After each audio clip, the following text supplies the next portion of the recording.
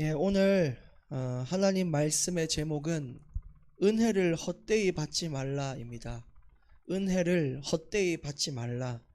고린도후서 6장 1절에서 13절까지의 말씀을 심부름하겠습니다. 고린도후서 6장 1절에서 13절입니다. 여러분, 우리 6장 1절부터 같이 보겠습니다. 우리가 하나님과 함께 일하는 자로서 너희를 권하노니 하나님의 은혜를 헛되이 받지 말라. 오늘 말씀의 제목이죠. 하나님의 은혜를 헛되이 받지 말라. 바울은 하나님의 동역자라는 것에 큰 자부심이 있었습니다. 여러분은 하나님의 동역자라는 사실이 믿어지십니까? 우리가 하나님과 함께 하나님의 뜻을 이루어 간다는 것을 여러분 믿으시냐는 것을 제가 묻고 있는 것입니다. 여러분, 무엇을 동역해야 되냐?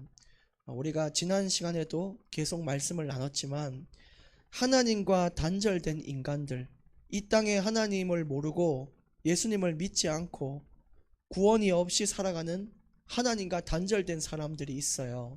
근데 이런 사람들을 하나님과 다시 화목하게 만들 수 있도록 예수 그리스도의 그 구원의 복음을 증거하는 것, 그게 우리가 해야 될 이 땅의 직분이라고 우리 말씀을 나눴습니다. 화목케 하는 직분을 주셨다고 하셨어요. 그래서 우리가 그것을 충실하게 하며 살아가는 것을 보고 하나님께 동역하는 거라 이렇게 볼 수 있는 거죠. 근데 우리가 이것과 상관없이 정말 복음을 증거하고 내가 내 삶이 그리스도를 드러내는 것을 관심도 없이 산다. 그러면 우리는 하나님과 동역하고 있는 것이 아닙니다. 그런데 모든 그리스도인들은 하나님의 동역자이며 일꾼이라는 것을 잊지 말아야 될 것입니다. 우리는 그 일의 메인자로서 이 땅을 살아가고 있는 것이죠. 한 사람도 빠짐없이 우리는 그 일의 매임을 당하여야 됩니다. 만약에 그렇지 않으면 어떻게 됩니까? 하나님의 은혜를 헛되이 받은 것이라고 성경은 얘기해요. 우리를 위하여 우리 죄를 건지려고 십자가에 죽으신 예수님은 우리를 깨끗하게 하시고 이 땅에 남겨두셨어요. 이 땅에 또 태어나게 하셔서 구원받게 하셨어요. 그럼 우리가 죽는 날까지 해야 될 일은 예수님이 나를 구원해 주신 그 놀라운 은혜와 그 감사를 세상에 알리는 것이 우리의 사명입니다. 만약에 그렇지 않으면 우리는 그 예수님의 죽음을 헛되이 하는 것이고 우리가 그 은혜를 헛되이 받고 살고 있는 것입니다. 그래서 그런 신앙에서 벗어나야겠죠. 그냥 그저 교회만 왔다가 예배드리고 집에 갔다가 전혀 그리스도인의 인생과는 상관없이 매주를 살아가는 사람들이 있어요. 그것은 은혜를 헛되이 받은 인생입니다. 어떻게든지 내게 주신 그 은혜를 누리며 그 내게 주신 구원의 감사를 내 삶에서 한 주간 그것을 드러내며 살아가기를 애쓰는 것이 주님의 은혜를 헛되지 않게 하는 일입니다. 그러니까 우리 교회 왔다가 가면 끝나는 게 아니라 우리의 매일매일이 하나님의 은혜를 나타내는 인생을 살아야 된다는 것이죠. 6장 2절에 이르시되 내가 은혜 베풀 때에 너희에게 듣고 구원의 날에 너를 도왔다 하셨으니 보라 지금은 은혜 받을 만한 때요 보라 지금은 구원의 날이로다. 지금 6장 2절은 이사야서 49장을 인용하는 바울의 이야기입니다. 구원의 말씀이 선포되는 그때에 너희가 그 기회를 놓치지 말라는 의미예요. 그래서 지금 시간을 보면 은혜를 베풀 때 구원의 날, 그게 언제냐? 지금이라는 거예요. 지금. 보라 지금은 은혜 받을 만한 때요 보라 지금은 구원의 날이로다. 언제 구원받는 때라고요? 언제 은혜 받는 때라고요? 지금이라는 거예요. 지금. 영적인 이런 것들을, 영적인 응답과 이 축복을 자꾸 미루지 않기를 원합니다. 예를 들어 이 말씀을 불신자가 봤을 때는 어떻게 봐야 되냐? 우리는 살아가면서 교회들이 참 많고요. 나에게 복음을 전했는 사람도 분명히 있었을 거고요. 또 시대를 보면서도 야 이거 참 이 시대가 도대체 뭘까? 이런 고민도 하게 될 것이고 하나님은 모든 사람들에게 구원받을 수 있는 길을 열어두셨어요. 근데 그 기회를 걷어차는 사람들이 너무 많습니다. 예수 믿으라고? 니나 믿어라. 참 그리스도인들은 미련하다 하면서 이 복음의 말씀을 등한시하고 밀어내고 거부하는 사람들이 있는데, 그런 사람들은 생명의 기회를 놓친 것입니다. 그리고 어떤 사람들은 뭐 나중에 믿지, 뭐 나중에 뭐 시간 되면, 나중에 내가 마음의 여유가 생기면, 그게 아니라, 그때가 아니라 지금 그 즉시 예수님을 믿는 기회를 잡는 게 중요해요. 우리가 사람이 내일 죽을지 모레 죽을지도 모르는데, 언제 자꾸 이 영적인 이 하나님께로 가는, 하나님과 화목해하는 구원받을 만한 기회는 죽으면 끝입니다. 살아 숨쉬는 동안만 기회가 있는데, 우리가 언제 죽을지도 모르는데 자꾸 기회만 미루고 미뤄서는 이 나중에는 땅을 치고 후회할 일이 일어나는 것입니다. 그러니까 반드시 누군가가 내게 복음을 전한다. 그 즉시 그 감사함으로 예수님에 대해서 귀를 기울이시고 정말 예수님을 인생의 주인으로 영접하시기를 바랍니다. 때가 너무 악하고 시대가 정말 마지막에, 이 종말이 때가 마지막으로 가고 있음을 느끼는데, 지금이 여러분 인생의 구원받을 그 시기입니다. 이 말씀을 우리 그리스도인들에게 적용하면 어떤 말씀이냐? 지금까지 우리가 은혜를 헛되이 받고 살았을 수도 있어요. 그냥 예배 드리고 내 육신의 소욕을 따라 살고 내 쾌락을 쫓아왔다면, 이제는 이 말씀을 오늘 주님께서 주셨으니 지금이 은혜를 회복할 때예요. 이제 지금부터 우리는 하나님의 은혜를 드러내는, 정말 전도하는 인생으로, 복음을 나타내는, 하나님의 사랑을 나타내는 인생으로 살아야 된다는 것입니다. 여러분, 기회가 많지 않습니다. 앞으로 우리가 뭐 20대라고 30대라고 기회가 많기 때문에 나중에 뭐 내가 정신 차리면 하겠지, 뭐 50대쯤 되면은 내 믿음이 자라지 않겠냐. 그렇지 않아요, 여러분. 지금 우리가 도전해야 되고요. 지금 내가 그런 사람이 되도록 애를 쓰셔야 됩니다. 3절, 우리가 이 직분이 비방을 받지 않게 하려고 무엇에든지 아무에게도 거리끼지 않게 하고. 이 직분이 뭐죠? 화목해 하는 직분입니다. 하나님과 인간을 화목해 하도록 그리스도의 복음을 증거하는 사명을 우리가 가지고 있는데, 근데 그 복음을 전하는 일이 막히지 않도록 애를 써야 된다는 거예요.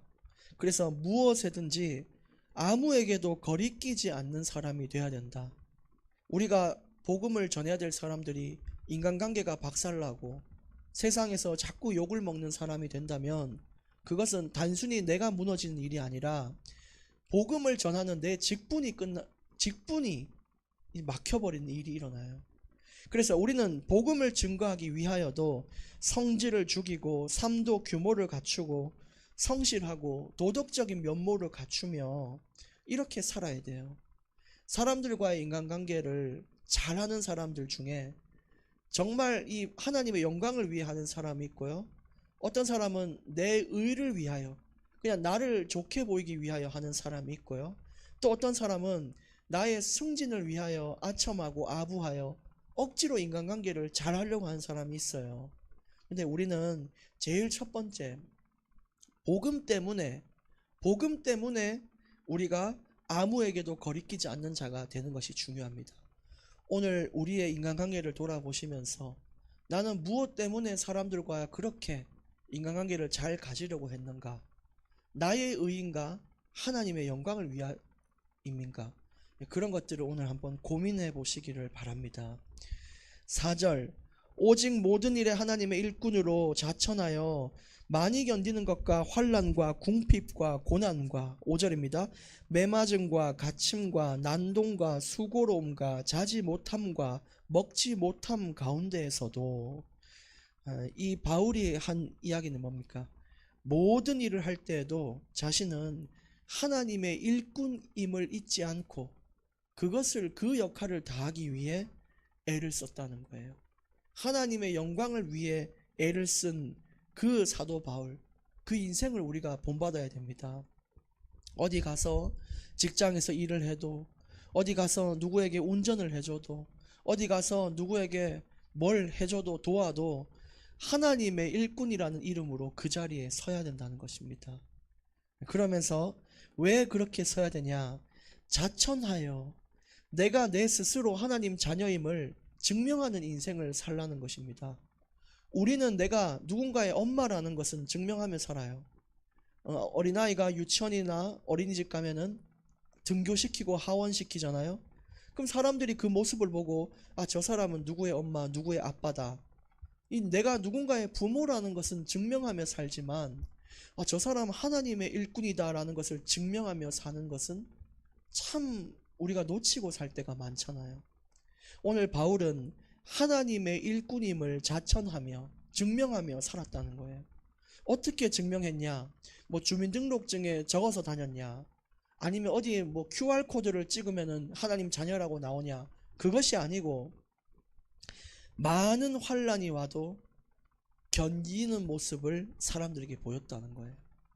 역경과 환란이 와도 끝까지 인내하며 하나님의 사랑을 말하고 하나님의 뜻을 따라 살고 궁핍하고 어려워도 감사하고 고난이 와도 기도하며 이기며 결국 승리하는 모습까지 사람들이 보게 돼요. 도대체 저 사람은 왜 저렇게 살까? 어떻게 저런 상황에서도 저렇게 기쁠 수 있고 또 저런 탈출구가 자꾸 생길까? 하나님을 자꾸 증명하는 거죠. 매 맞았대요. 얼마나 아프게 매를 맞고 감옥에 갇히고 자기를 죽이려는 난동꾼들을 피해 다니며 얼마나 여러분 교회를 섬기고 주의 일을 하는 게 수고로움이 많습니까? 그런데도 불구하고 끝까지 수고하고 잠을 자지도 못하고 먹지도 못했는데도 어떻게 살았냐? 6절에 볼까요? 깨끗함을 가졌대요. 어떤 깨끗함이냐면요, 이 깨끗하단 말은 다른 마음을 품지 않았다는 뜻이에요. 그냥 내가 다 놓아버릴까? 그냥 내가 세상 사람들처럼 살면 편하지 않을까? 내가 저 사람들이 따르는 기준대로 살면 돈도 많이 벌고 좀 우리 가족도 더 행복할 것 같은데 라고 생각이 들 때가 있지만 그런 마음을 가지지 않도록 애쓰고, 하나님, 내가 아무리 밀어내도 끝까지 내가 궁핍하고 어렵고 가난하고 힘들어도 하나님의 일을 하도록 내가 그렇게 살겠습니다 하며 그 깨끗함을 가졌다는 거예요. 그게 뭐예요? 내가 하나님의 자녀임을 증명하는 인생이에요. 그리고 지식은 영적인 분별력이에요. 무엇이 하나님 뜻인지 아닌지를 알고 옳고 그름을 알고, 그래서 하나님의 뜻에 합당한 인생을 살도록 애썼습니다. 그것이, 그렇게 사는 것이 우리가 하나님 자녀란 증거예요. 우리가 당연히 눈에 보이는 좋은 거 택할 수 있죠. 근데 그게 아니라 하나님이 원하는 게 뭔가를 택했다는 것이죠. 특히 오래 참음, 자신을 오해하고 핍박하고 배신하고 조롱해도 끝까지 그들은, 이 바울은 마음을 넓게 열어서 그 성도들을 위해 기도하고 기다려주고 하나님의 때와 시간표를 기다렸어요. 자비함, 선을 베푸는 일도 그치지 않았고요. 성령의 감화, 이것은 나의 인본을 따라 살지 아니하고 하나님께 매달리며 가장 힘들 때는 먼저 기도하는 인생을 살았어요. 거짓이 없는 사랑, 즉 진실되게 영혼을 사랑했고 교회를 사랑했고 성도를 사랑했다는 것입니다. 그리고 7절에 진리의 말씀과 하나님의 능력으로 의의 무기를 좌우에 가지고, 흔들리고 낙심될 때는요, 말씀을 가지고 위로받고 말씀이 주는 길을 따라 살았으며 하나님의 능력인 이 기도를 통하여 하나님의 능력을 간구하며 의의 무기로 무장된 인생을 살았대요. 여러분, 만약에 우리가 이렇게만 살 수 있잖아요. 우리 주변의 많은 사람들과 가족들이 저 사람은 하나님의 일꾼이구나 라는 것을 보게 될 것입니다. 그것이 내 스스로 하나님의 일꾼임을 자천하는 인생이에요. 지금껏 우리는 어느 회사의 대리임을 자천했고 어느 회사의 부장, 사장임을 자천하는 인생을 살았어요. 누구의 어머니, 아버지라는 인생을 자천하며 살았지만 이제는 그리스도의 일꾼이라는 것을 자천하며 살 수 있어야 된다는 것입니다. 8절, 영광과 욕됨으로 그러했으며 악한 이름과 아름다운 이름으로 그러했느니라. 우리는 속이는 자 같으나 참되고. 즉 바울은 항상 좋은 말만 들은 게 아니에요. 여러분, 우리가 그리스도인으로 살면은 좋은 일만 있으면 참 좋겠는데 아니에요. 영광, 즉 사람들에게 많은 존경도 받을 겁니다. 왜냐, 우리는 선을 베풀고 하나님의 일을 했기 때문에 많은 사람들에게 이 감사함을 받는 자가 될 거예요. 존경을 받아요. 그런데 욕됨도 받는다는 거예요. 바울이 얼마나 많은 비방을 받았겠습니까? 그리고 악한 이름으로도 불렸대요. 이 나쁜 놈, 이 거짓말쟁이, 저 사도도 아닌데 사도 흉내내는 자, 얼마나 많은 악한 이름이 있었지만 아름다운 이름도 바울에게 있었어요. 저 사람은 하나님의 일꾼이다, 신실한 종이다, 화목케 하는 자다, 그리스도의 일꾼이다, 군사다. 여러분, 우리도 그런 이름으로 살아요. 그쵸? 어떤 사람은 어디에 가서는 정말 기도하는 기도의 사람이다 이렇게 얘기 듣지만, 또 다른 데 가면은 다른 사람들은 날 보고 예수에 미쳤고 저 종교에 심취한 자, 여러 가지 이름으로 불러요. 참 사람들의 평가는 다른 거 있죠. 요즘 유튜브에 연예인 이제 뭐 이번에 또 구미에 영탁도 오고 여러 가지 연예인들 와서 노래 불렀다고 하는데, 그것도 보면은 영탁의 팬이 그렇게 많다면서요. 근데 사람들은요, 누구는 영탁을 보고 와 너무 대단하고 멋있다는 거예요. 근데 어떤 사람들은 막 설치고 다니고 저 막 이렇게 얘기하는 사람들도 댓글에 보니까 있더라고요. 그러니까 여러분, 우리가 이제 그런 걸 보면은 모든 사람이 나를 좋아하도록 만들 수는 없잖아요. 근데 그걸 하다 보니까 모든 진땀을 다 빼고 많은 것을 소모하며 감정 낭비를 하며 살아갈 때가 많은데, 우린 이제 사람들의 평가가 아닌 하나님의 인정을 받는 것에 목표를 두고 가도록 애를 써야 됩니다. 예, 저도 이제 그런 부분이 많이 부족한데 주께서 이루어 가실 줄을 믿습니다. 그래서 우리는 또 속이는 자 같다. 어떤 사람 보면은 저 거짓말쟁이, 무슨 그리스도가 신이냐, 저 거짓말만 친다 이렇게 얘기할 수 있고요. 또 마치 전도하는 사람을 영업 뛰듯이 무슨 그런 다단계 하듯이 보는 사람도 있어요. 근데 그게 아니라 그렇게 보일지라도 참되다. 왜? 거짓말 한 적 없고 진리만 말했단 말이에요. 그러니까 세상의 기준과 평가에 속지 않기를 원합니다. 9절에 무명한 자 같으나 유명한 자요. 이 무명하다는 것은 무시받는 인생이에요. 사람들은 돌아보지 않고 인정하지 않는 그런 인생이에요. 예수쟁이라고 그냥 그렇게 보는 인생이지만 유명한 자다. 누가 인정하냐? 하나님은 인정한다. 사람들은 인정하지 않아요. 그래도 하나님이 인정해요. 이 작은 개척교회에 몇 명 와서 예배 드리는 거 다른 사람들 볼 때 그냥 웃긴 일이에요. 그런데 하나님은 인정해요. 죽은 자 같으나 보라 우리가 살아있다. 죽을 것 같이 인생이 너무너무 힘들어도 은혜로 살아있습니다. 지금도 우리는 그 은혜로 굳건하게 있잖아요. 죽을 것 같다, 죽을 것 같다 해도 그건 죽을 것 같은 것이지 죽지는 않아요. 여러분, 우리가 그 생각에서 빠져나오기를 원합니다.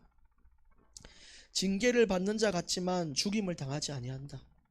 지금 우리가 막 가난 속에 살고 미련해 보이고 시련을 당하니까 외부의 이 세상의 사람들이 봤을 때 저 하나님한테 징계받는구나, 저 봐라 저 이렇게 하잖아요. 근데 그게 아니라 그런 것처럼 보이지만 그것이 하나님의 연단이고 하나님은 결코 우리가 무너지도록 두시지 않는다. 그래서 우리가 주의해야 될 것이 뭐 같은 거예요. 저 교회가 망할 것 같은데, 그럼 망할 것 같은 건지 망한 것이 아닙니다. 죽을 것 같이 힘들지 않고 죽을 것 같은 것이 죽은 게 아니란 말이에요.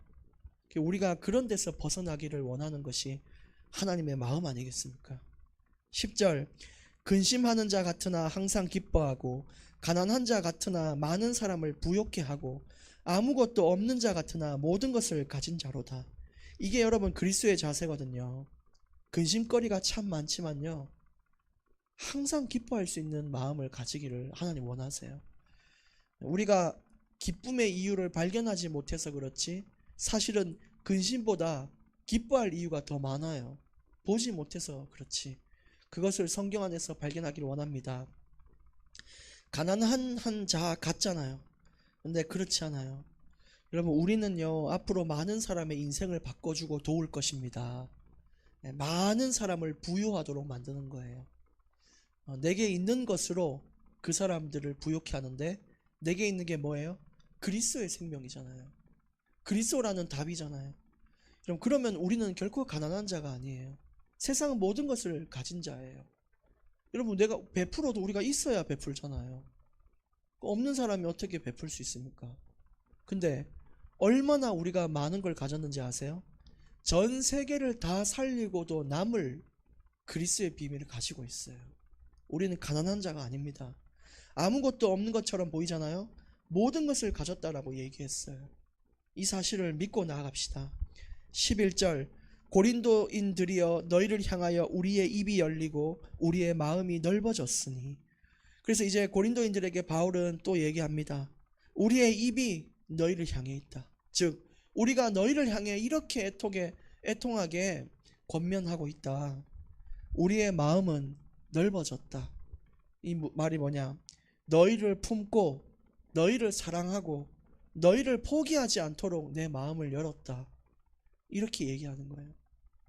12절, 너희가 우리 안에서 좁아진 것이 아니라 오직 너희 심정에서 좁아진 것이니라. 근데 너희에게도 이제 권면하는 거죠. 우리도 이렇게 하나님 앞에서 마음을 열기로 작정하고 이렇게 넓은 마음으로 너희를 바라보고 있으니 너희도 마음을 열어라. 누구를 향해 마음을 엽니까? 교역자를 향하여, 각 성도의 공동체를 향하여, 정말 그리스도를 향하여 여러분 마음을 여십시오. 화목해 하는 응답이 있어야 교회는 서요. 개개인의 신앙이 선다는 것입니다. 애를 쓰셔야 됩니다. 마음을 여십시오. 오늘 이야기는 너희가 우리 때문에 마음이 힘든 것이 아니다라고 얘기해요. 지금 사람들은 다 바울 때문에 누구 때문에라고 이야기를 해요. 근데 바울 때문에 너희가 힘든 것이 아니다. 너희가 마음을 열지 않아서 힘든 것이다. 그렇게 이야기를 하고 있는 것이죠. 여러분, 다른 사람을 보고 어려워하지 마시고 내 마음을 열면 그것도 해결될 것입니다. 사람에 대한 갈등도 해결될 것입니다.